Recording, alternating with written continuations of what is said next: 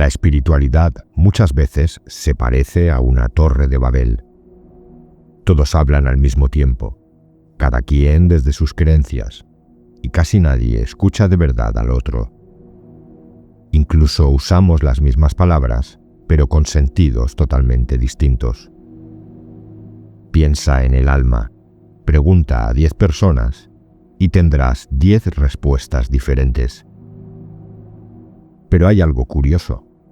Si te gusta leer filosofía, textos antiguos de Oriente y Occidente, a veces ocurre lo contrario.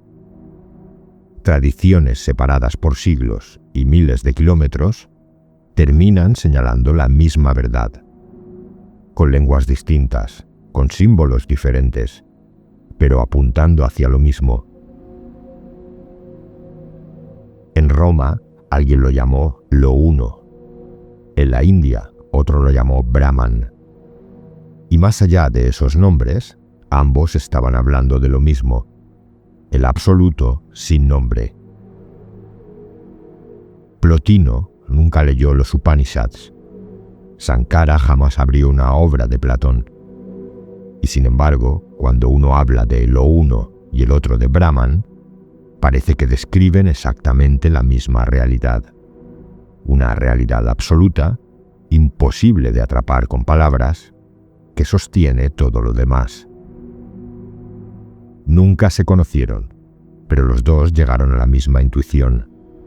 Detrás de todo hay una sola conciencia, una sola verdad. ¿Cómo puede ser que dos tradiciones tan lejanas coincidan en la misma verdad universal? Y más aún, ¿cómo dicen ellos que podemos regresar a ella? Porque no se quedan en teoría. Plotino habla de un camino del retorno al uno, y Sankara de un despertar al Brahman, que siempre hemos sido. Hoy te hablaré del neoplatonismo de Plotino y del Advaita Vedanta de Sankara, para intentar entender, según estas dos visiones, qué es y cómo se alcanza lo absoluto sin nombre. Comenzamos.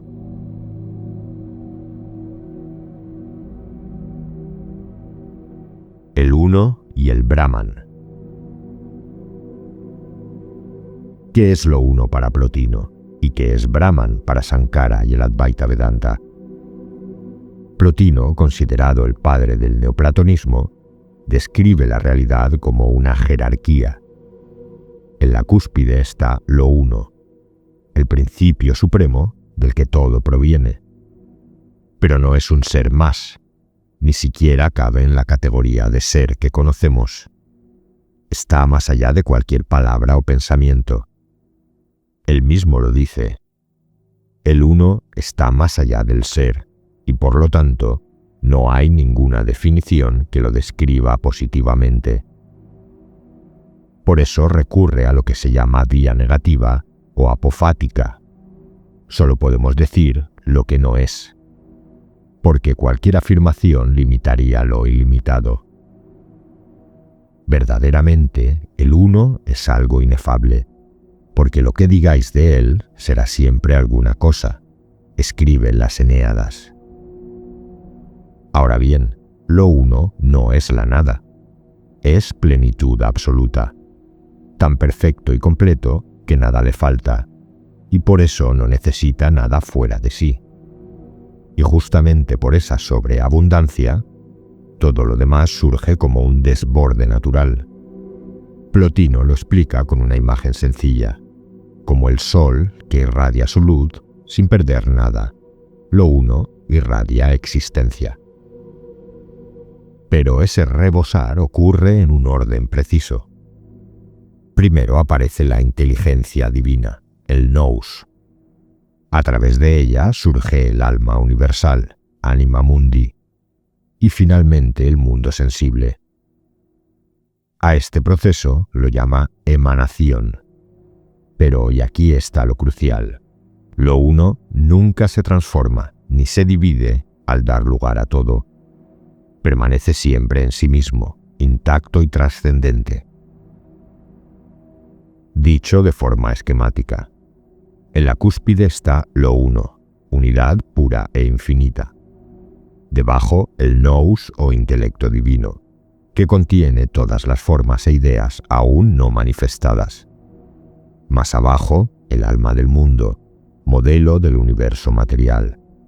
Y en la base, el mundo sensible, la manifestación más lejana y debilitada de la fuente. Cada nivel depende del anterior y busca retornar a él. De ahí que para Plotino el cuerpo sea una prisión del alma y que la meta última del alma humana sea volver al uno. La paradoja de lo uno se expresa bien en una de sus frases más célebres. El uno es todas las cosas y no es ninguna de ellas. En efecto, el principio del todo no es el todo. Él, por tanto, no es ninguno de los seres y sin embargo es todos los seres. No es ninguno porque todos vienen después de él. Es todos porque todos proceden de él. Dicho en modo rápido, es causa de todo, pero en sí mismo no es nada de lo manifestado. Ahora demos un salto a la India. En el Advaita Vedanta, especialmente en la formulación de Sankara, la realidad última se llama Brahman. Como lo uno, Brahman es la base de todo lo que existe, eterno, infinito e indescriptible. Los textos védicos lo definen de manera negativa y superlativa a la vez. Los Upanishads advierten: las palabras retroceden junto con la mente sin alcanzarlo. Y el Brihadaranyaka Upanishad ofrece la fórmula Neti Neti, no es esto, no es aquello, para recordar que nada finito puede agotarlo. La semejanza con Plotino es evidente, pero los sabios Vedanta también se atreven a afirmarlo en positivo. Brahman es Sat Chitananda, ser, conciencia y beatitud absolutas. Brahman es realidad, conocimiento e infinito. Es conciencia pura, ilimitada. Aquí aparece una diferencia importante con Plotino. Mientras que él coloca el nous como segundo nivel, en el Advaita, Brahman es a la vez la unidad absoluta y la conciencia absoluta. No una mente en el sentido común, sino la conciencia universal sin objeto, en la que surgen todas las mentes y todos los objetos. Un punto central del Advaita es la identidad entre Brahman y Atman, el sí mismo individual. Los Upanishads repiten que en lo más profundo somos idénticos a Brahman. Tat Tvam Asi, dicen, tú eres eso. Y también Aham Brahmasmi, yo soy Brahman. En última instancia no hay dos realidades, solo una. La aparente separación entre individuo, mundo y divinidad es relativa, no absoluta. Y aquí entra en juego la idea de Maya, que explica la manifestación del mundo. Según Sankara, Brahman es lo único real, Satya, mientras que el universo de nombres y formas es Mithya, una aparición transitoria. No es inexistente, lo experimentamos, pero no tiene realidad independiente. Es como un reflejo o como un sueño. Cuando actúa la ignorancia, avidya, vemos multiplicidad donde en verdad solo hay unidad. Esto recuerda a Plotino cuando dice que las cosas existen por participación debilitada en lo uno. Pero Sankara va más allá. Fuera de Brahman, nada tiene realidad propia. En la tradición Advaita se resume así: Brahman es real, el mundo es ilusorio, el Atman no es distinto de Brahman. El Advaita, además, distingue dos niveles de Brahman. El Nirguna Brahman, sin atributos, indescriptible y absoluto, que es del que estamos hablando, y el Saguna Brahman, con atributos, Dios como creador y objeto de devoción.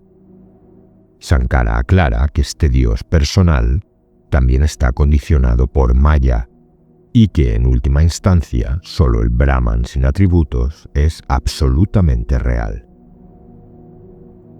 Plotino, por su lado, nunca habla de un Dios creador personal.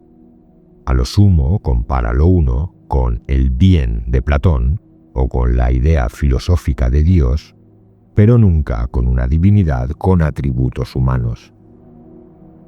En los dos casos, tanto en Grecia como en la India, lo último no es un alguien con voluntad, sino una realidad impersonal y suprapersonal al mismo tiempo.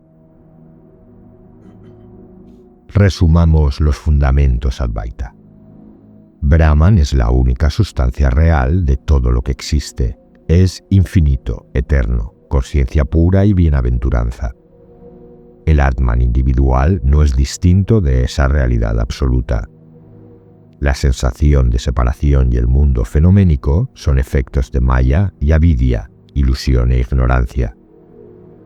La meta es disipar esa ignorancia mediante el conocimiento, jnana, alcanzando la liberación, moksha. Y esa liberación no es obtener algo nuevo, sino reconocer lo que siempre hemos sido, Brahman mismo. Un Upanishad lo dice con sencillez. Aquello que el ojo no puede ver, pero por lo cual el ojo ve, eso es Brahman. Brahman es la conciencia invisible que sostiene todo lo visible. A primera vista, las filosofías de Plotino y de Sankara parecen rimar completamente, pero a pesar de las semejanzas, hay diferencias muy importantes entre Plotino y Sankara. Emanación contra ilusión. Para Plotino, el universo es una emanación real del uno. Los niveles inferiores son menos perfectos, sí, pero existen porque participan del ser otorgado por la fuente. En Advaita, en cambio, el mundo es Maya, una apariencia sin realidad sustancial propia. Cuando se despierta la verdad de Brahman, se comprende que nunca hubo multiplicidad separada, solo la ilusión de ella. El alma y lo absoluto. Sankara afirma sin rodeos que el Atman, el yo profundo de cada uno, es idéntico a Brahman. Plotino, en cambio, entiende que el alma humana proviene del uno a través del intelecto y el alma universal. Puede unirse místicamente al uno, pero no llega a decir que el alma sea literalmente lo uno en esencia. En Advaita hablamos de un despertar, reconocer que jamás estuvimos separados. En Plotino de un ascenso, el itinerario del alma que vuelve a la unidad. La mente universal. En el esquema neoplatónico, la segunda hipóstasis es el nous, la inteligencia divina, donde habitan todas las formas y el conocimiento perfecto. Es sagrado, pero no es el uno mismo. Es su primera manifestación. En Advaita, algo parecido puede pensarse en términos de Isvara, el Dios creador omnisciente, o la suma del conocimiento manifestado en la mente cósmica. Pero para Sankara, ese nivel sigue siendo relativo. Brahman, en su esencia, no es un intelecto que piensa objetos. Es la luz en la que aparecen tanto el intelecto cósmico como el individual. En términos prácticos, Plotino habla de un nous subordinado al uno. Sankara habla de un Brahman nirguna, del cual la mente universal es solo reflejo condicionado por Maya. Decir o no decir. Plotino es radicalmente reservado al hablar del uno. Ni ser, ni vida, ni pensamiento, escribe las Eneadas. Lo suyo es insistir en que no podemos atribuirle cualidades. Sankara también recalca su indescriptibilidad, pero al mismo tiempo equilibra esa negativa con expresiones como Sat Chit Ananda, ser, conciencia y dicha. Aunque la mente finita no pueda comprenderlo, Sankara deja al menos una orientación afirmativa. Lo esencial es que ninguno se queda en la teoría. Plotino, filósofo y místico, y Sankara, filósofo y santo, buscaban algo más que conceptos, una experiencia directa de la unidad.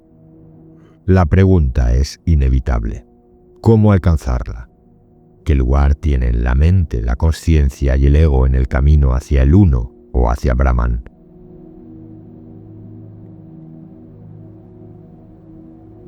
Plotino y el regreso a la unidad. Plotino no se queda en la teoría. Vivió como un asceta, entregado a la contemplación, buscando experimentar por sí mismo esa realidad suprema de la que hablaba. ¿Cómo entendía el camino hacia lo uno? ¿Qué pasa con nuestra conciencia individual y con el ego cuando nos acercamos a esa unidad? Para él, el ser humano es en esencia un alma inmortal, solo que ahora mismo ese alma está atrapada en el mundo sensible, identificada con un cuerpo. Pero el alma no pertenece del todo aquí. Su destino es regresar a la fuente.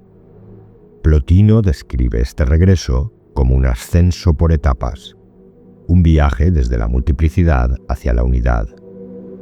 Cada etapa es un dejar atrás, una simplificación. La primera etapa consiste en dar la vuelta a la mirada, dejar de obsesionarse con lo exterior y volver hacia adentro. El desapego comienza con la belleza sensible.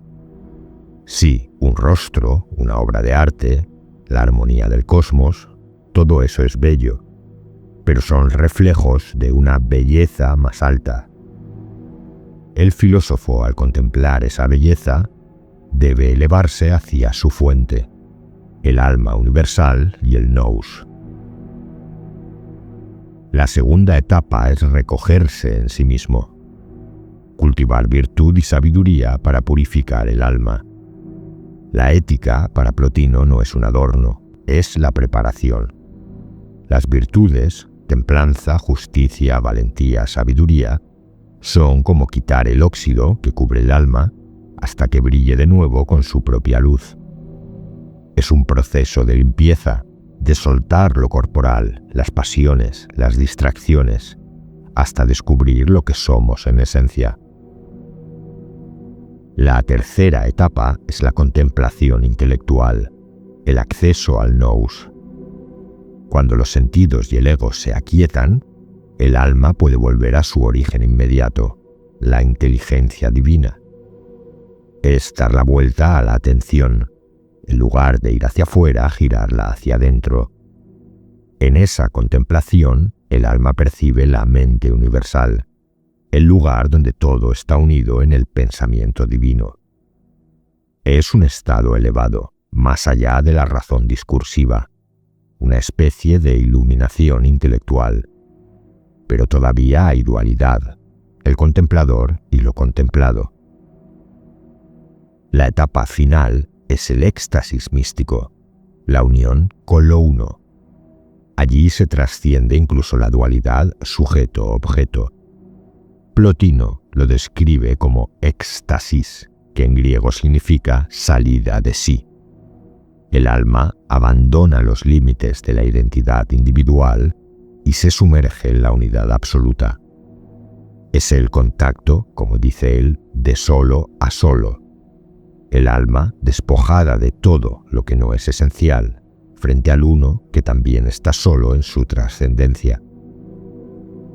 Su discípulo, Porfirio, cuenta que Plotino alcanzó esta unión varias veces en su vida. Tras una de ellas, dice, sus ojos brillaban con un resplandor inusual, como quien ha visto algo imposible de describir.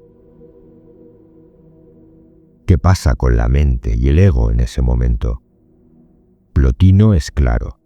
Para llegar a la unidad suprema, el alma debe soltar incluso lo que creemos nuestra identidad separada.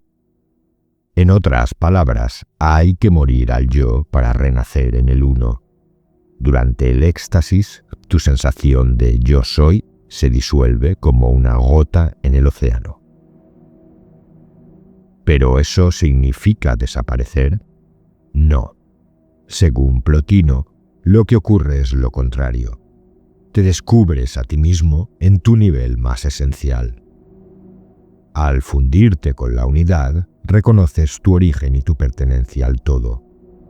Hasta entonces eras un fragmento aislado. En el éxtasis vuelves a la totalidad que te constituye. No es aniquilación, es plenitud. En ese estado no hay conciencia discursiva de estoy experimentando algo. Incluso esa sutileza implicaría dualidad.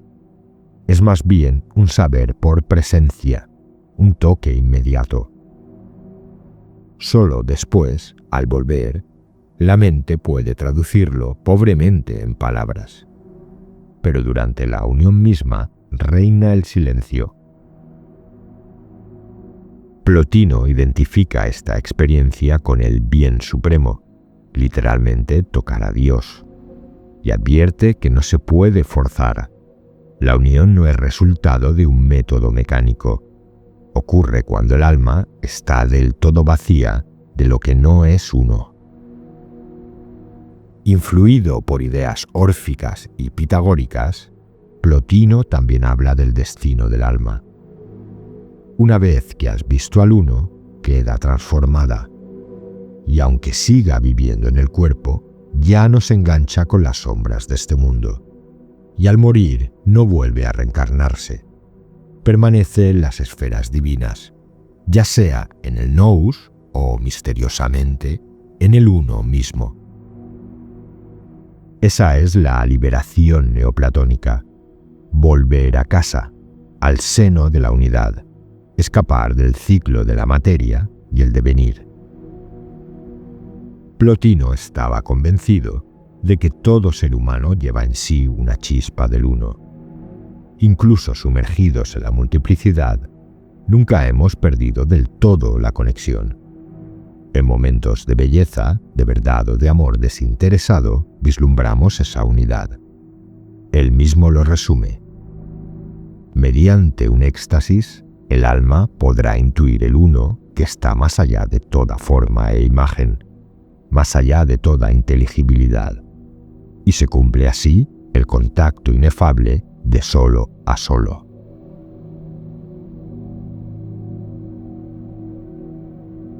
La vía de la unidad en el Advaita Vedanta de Sankara. Nos movemos ahora al Advaita Vedanta. La gran pregunta es, ¿cómo se realiza en la práctica eso de que Atman es Brahman? ¿Qué pasa con la mente, el ego y el mundo cuando alguien despierta a esa verdad? La meta es la misma que en Plotino, la unidad. Pero el enfoque vedántico tiene otro sabor. Aquí todo gira en torno al conocimiento que libera, a disolver la ignorancia. Sankara enseña que lo que nos mantiene atrapados es la avidya, la ignorancia de nuestra verdadera naturaleza. Creemos ser seres limitados y separados, cuando en realidad siempre hemos sido Brahman. Por eso el remedio es jnana, el conocimiento. No es un conocimiento intelectual como aprender una teoría, sino un despertar interior, existencial. La diferencia con Plotino es clara. Él habla de una ascensión paso a paso. Sankara, en cambio, insiste en que la realización puede ser instantánea, porque nunca hemos caído de Brahman, simplemente no lo reconocemos. La tradición usa una analogía famosa. En la penumbra confundes una cuerda con una serpiente y sientes miedo. Pero en cuanto acercas la luz, ves la cuerda, y la serpiente desaparece de golpe. Así funciona la realización. En cuanto comprendes de verdad que eres Brahman, la ilusión de la separatividad se desvanece. Ahora, llegar a esa comprensión no suele ser de inmediato. El Vedanta habla de 4 cualidades que preparan al buscador: la discriminación entre lo real y lo irreal, el desapego de los placeres efímeros, la tranquilidad mental con control de los sentidos y el anhelo intenso de liberación. Con estas bases, el aspirante emprende el camino del Jnana Yoga, estructurado en 3 prácticas clásicas. La primera es Sravana, la escucha.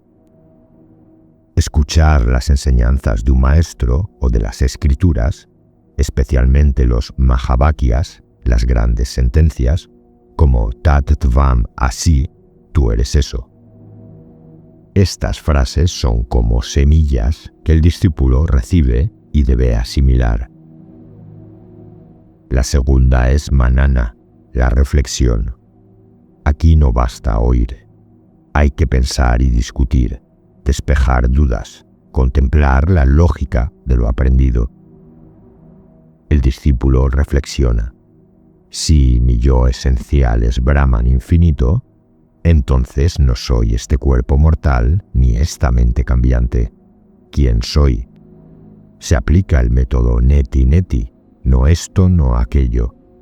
No soy pensamientos, no soy emociones, no soy percepciones, no soy el yo. Lo único que queda es la conciencia pura que presencia todo. Y esa conciencia no es mía ni tuya. Es una, es Brahman. La tercera es Nididhyasana, la contemplación profunda. Aquí la reflexión se interioriza como una certeza silenciosa. El buscador afirma una y otra vez su identidad con Brahman, rechazando la ilusión de la dualidad cuando aparece. Es como disolver la mente en el Atman. Se cultiva ecuanimidad absoluta, ver a todos y todo como expresiones del mismo ser. Cuando este proceso madura, ocurre la realización del ser, el Atma Jnana. No es una experiencia pasajera, sino un cambio permanente en la visión. El Mundaka Upanishad lo resume. Quien conoce a Brahman se convierte en Brahman. Sankara explica que este conocimiento es directo e inmediato, una certeza interior que a veces se describe como un clic donde todo encaja. Los Upanishads lo dicen con fuerza. Cuando conoces la unidad, todo lo demás se vuelve conocido, porque en Brahman está la esencia de todo. ¿Y qué pasa con alguien que llega a esa realización? A esa persona se le llama Jivan Mukta, liberado en vida. Exteriormente puede parecer normal. Come, habla, se emociona, pero interiormente ya no se identifica con su yo limitado. Sabe y siente que su verdadera identidad es la conciencia infinita. Ve el mundo como un sueño o un juego divino, lila. Su mente ya no genera ilusión de dualidad. Puede usar el pensamiento, pero no queda atrapado en él. Por eso se le describe como un testigo sereno. Los sentidos actúan, pero él permanece como no actuante, viendo que todo es uno. Sankara incluso dice que para un sabio así, la muerte no trae un cambio real, simplemente se quita la última apariencia. El ego individual, Ahamkara, es visto como una construcción ficticia. Un Jivan Mukta sigue diciendo yo en el lenguaje común, pero sabe que ese yo es solo una máscara, como un actor que interpreta un papel. Antes creíamos ser el personaje. Después de la realización, sabemos que somos el actor universal, Brahman mismo. Con esa comprensión, el miedo, el deseo egoísta, la ansiedad por el futuro, pierden fuerza, porque ya no giran en torno a un yo separado. Lo que queda es paz, compasión natural, porque todos son uno mismo, y una alegría simple de existir. La Bhagavad Gita lo retrata. El sabio ve lo mismo en un brahman erudito, en una vaca, en un elefante, o en un perro. Esa ecuanimidad es el sello de la visión unitaria. Lo interesante es que esta liberación no significa desaparecer físicamente. La vida continúa, pero con libertad interior. Los Jivamuktas son comparados con un loto en el agua.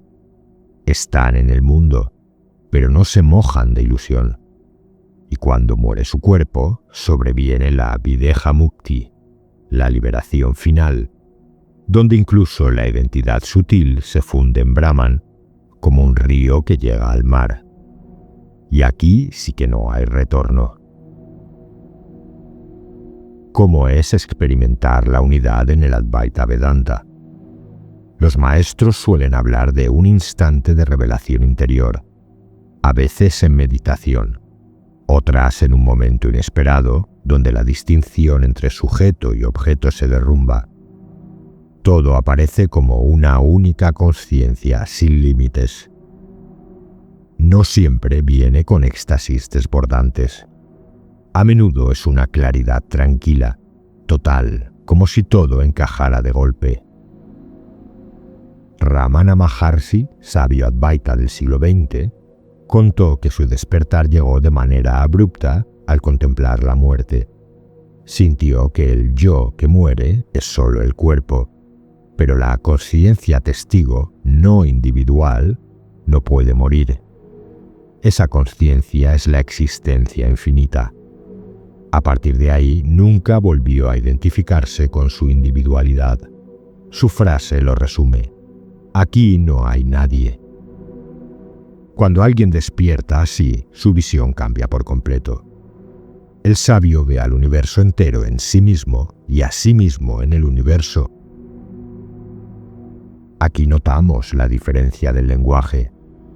Plotino habla de unión entre el alma y el uno. Sankara lo llama identidad pura. Para él no hay dos cosas que unir, solo el reconocimiento de que nunca hubo separación. En la vivencia, sin embargo, ambos coinciden. Se trata de un estado de conciencia unitiva. Aunque el Advaita es una vía de conocimiento, no excluye la devoción, bhakti. El propio Sankara escribió himnos devocionales. Estas prácticas ayudan a purificar la mente y a concentrarla. Pero en el momento decisivo, incluso la idea de amor a Dios debe trascenderse. El devoto descubre que su amado Señor no es distinto de su propio ser, que todo es Brahman. La devoción, en su madurez, culmina en conocimiento. Cuando se realiza Brahman, el mundo no desaparece. Sigues viendo árboles, personas, cielos. Lo que cambia es la comprensión. Ya no lo percibes como algo afuera, sino como el juego de la conciencia. Todas las formas son apariencias de una misma sustancia, Brahman, y al mismo tiempo Brahman las trasciende. Maya puede seguir apareciendo, pero no le engaña. Igual que la cuerda sigue ahí, aunque ya no la confundas con una serpiente. Alguien podría objetar: ¿y si esto es solo una idea que uno se repite hasta convencerse? Sankara responde que no. La realización genuina no es teoría, es un cambio radical de la conciencia, tan real como despertar de un sueño. Mientras no despiertas, puedes repetir todo es Brahman, pero seguirás atrapado en miedo, deseo y egoísmo. Cuando el despertar es auténtico, esas ataduras se rompen solas. Lo que queda es libertad y una paz inalterables. Por eso se dice que un liberado irradia serenidad y desapego natural.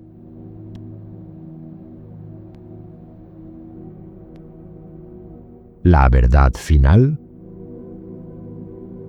Impresiona comprobar cómo dos tradiciones tan alejadas en tiempo y espacio terminan coincidiendo en lo esencial: la existencia de una realidad única detrás de la diversidad.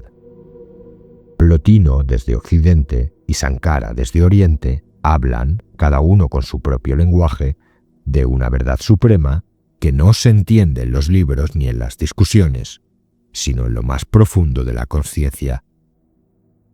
Uno lo llamó lo uno, el otro Brahman. Cada uno lo expresó en su propio marco. Plotino con la herencia filosófica de Platón, Sankara con la tradición védica y la experiencia mística de los Upanishads.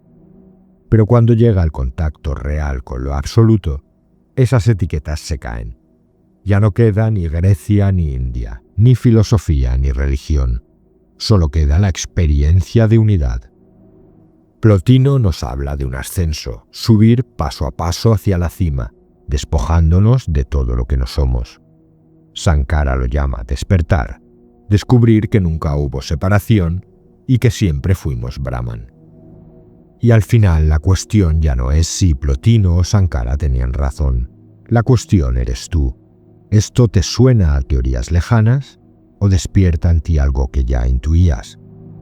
Una única verdad esperando a ser reconocida. Pero, ¿y si hubiera algo todavía más atrás? Algo que ni siquiera lo uno ni Brahman alcanzan a rozar. Algunos lo llamaron para Brahman, más allá incluso de lo absoluto. Pero de eso no hablaremos hoy. Esa será otra historia, y te prometo que algún día será contada. Si quieres apoyar el canal y participar eligiendo los próximos temas, puedes hacerte miembro por el precio de un café al mes. Cada comentario y cada vez que compartes el vídeo estás ayudando al canal. Gracias por formar parte de esta comunidad.